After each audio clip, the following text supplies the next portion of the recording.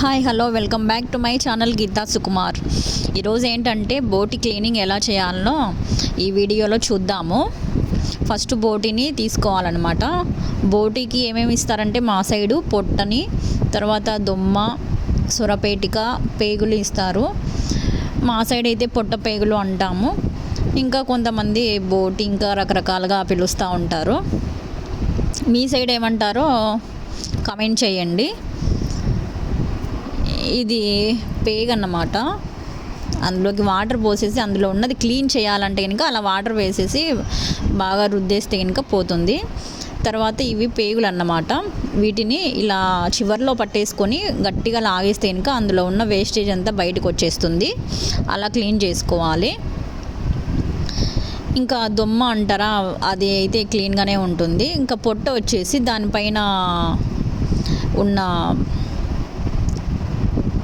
దాన్ని తీసేది కూడా చూపిస్తాను మీకు.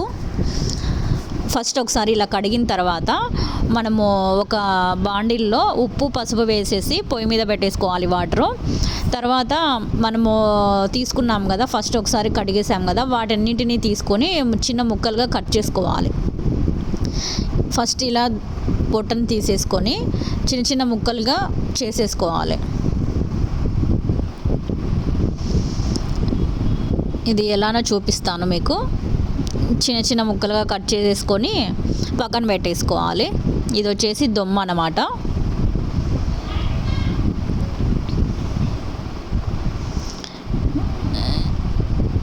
చూస్తున్నారు కదా వీడియోలో చూపించినట్లుగా. మరి చిన్న సైజ్ అయితే కాదు, కొంచెం పెద్దగానే అలా ముక్కలు ముక్కలుగా కట్ చేసేసుకొని పక్కన పెట్టేసుకోవాలి. మొత్తం అంతా అలాగే దొమ్మని, సొరపేటికలని, పేగులని కూడా ముక్కలు ముక్కలుగా కట్ చేసుకొని పక్కన పెట్టేసుకోవాలి.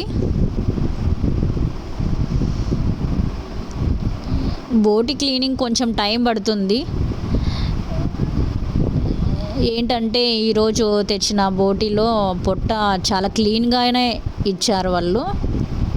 మామూలుగా అయితే ఇంకా కొంచెం వేస్టేజ్తో కలిసి ఉంటుంది. అది కడగడం కొంచెం కష్టమే అనిపిస్తుంది. కొంచెం టైం కూడా ఎక్కువ పడుతుంది ఈ బోటి క్లీనింగ్కి. ఇది వచ్చేసి కొవ్వు అన్నమాట. ఇవి కర్రీలో వేసుకోవచ్చు, వేసుకునే వాళ్ళు వేసుకుంటారు, లేదంటే వేసుకోరు చాలామంది ఫ్యాట్ అనేసి. ఈ పేగుల్ని కూడా ముక్కలు ముక్కలు కట్ చేసిన తర్వాత వాటిని ఇలా పిసికిస్తే కనుక మనము చివర్లో పట్టుకొని లాగినా కూడా అక్కడక్కడ కొంచెం ఉంటుంది. అది కూడా పోవాలి అంటే కనుక ఇలా ముక్కలుగా కట్ చేసిన తర్వాత ఇలా కాసేపు పిసిగామంటే కనుక అందులో ఉన్న వేస్టేజ్ కూడా బయటకు వచ్చేస్తుంది.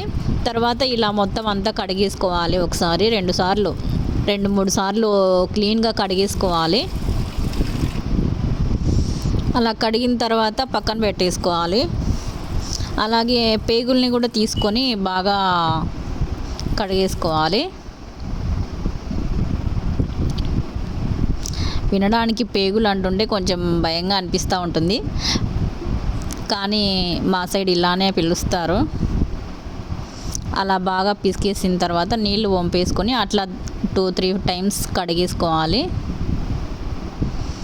కడిగేసుకుంటే క్లీన్ అయిపోద్ది.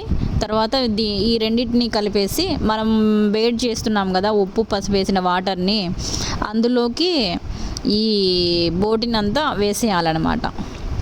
ఎందుకు ఇలా ఉప్పు పసుపు వేస్తున్నాము అంటే అందులో ఉన్న వేస్టేజ్ ఇంకా మనం కడగంగా ఏదైనా ఉంటే కనుక ఇలా ఉప్పు పసుపు వేసి ఉడకబెట్టడం వల్ల అందులో ఉన్న వేస్టేజ్ అంతా బయటకు వచ్చేస్తుంది అనేసి అలా చేస్తారు. ఇలా ఉడకబెట్టిన తర్వాత కూడా మళ్ళీ ఒకసారి క్లీన్ చేసుకోవాలి. అది ఎలానో కూడా చూద్దాము. ఫస్ట్ ఇలా బాగా ఉడికేసిన తర్వాత బాగా మరుగుతున్నప్పుడు వాటిని మనం ఒక ఇలా జాలి పెట్టేసి అందులోకి వంపేసుకోవాలన్నమాట. ఒక 10 మినిట్స్ అయినా ఉడకబెట్టేసేయాలన్నమాట. అలా జాలీలోకి వంపేసిన తర్వాత మళ్ళీ వాటర్ని అందులోకి, వేడిగా ఉంటాయి కదా అవి, పట్టుకోవాలంటే ఇబ్బంది కాబట్టి కొంచెం చల్లనీళ్ళు అలా వేసేసి అలా అనేసినామంటే అందులో ఉన్న వేస్టేజ్ అంతా కిందికి వెళ్ళిపోతుంది. చూసారు కదా ఎలా ఉందో. ఇప్పుడు వీటిని మళ్ళీ మనం కొంచెం క్లీన్ చేసుకుంటా చిన్న చిన్న ముక్కలుగా కట్ చేసుకోవాలి. అదేలాగో చూసేద్దాము. చూస్తున్నారు కదా, అలా తీసుకొని చిన్న చిన్న ముక్కలుగా కట్ చేసేసుకోవాలి. తర్వాత పొట్ట చూపిస్తున్నాను కదా, అది అందులో ఉన్న పైన ఉన్న లేయర్ని అలా పీకేస్తే కనుక వచ్చేస్తుంది అన్నమాట. దాన్ని ఏమంటారంటే కసురు అంటారంట. ఆ కసురు అనేది పోతేనే మనకు కూర మంచి టేస్ట్గా అనిపిస్తుంది. అలా మొత్తము ఒక లేయర్ అనేది తీసేసేయాలన్నమాట. అలా తీస్తే మనం కూర చేసుకున్నా కానీ మంచి టేస్ట్గా ఉంటుందన్నమాట. చూస్తున్నారు కదా, అలా పీకేసినామంటే కనుక ఉడికింది కాబట్టి చాలా ఈజీగా వచ్చేస్తుంది అన్నమాట. ఇదండి బోటి క్లీనింగ్. చూసారు కదా, చాలా ఈజీగా మీరు కూడా ట్రై చేయండి, చేసుకొని తినండి. Thanks for watching my video. నచ్చితే లైక్ చేయండి, సబ్స్క్రైబ్ చేసుకోండి నా ఛానల్ని. థ్యాంక్ యూ వెరీ మచ్ అండి.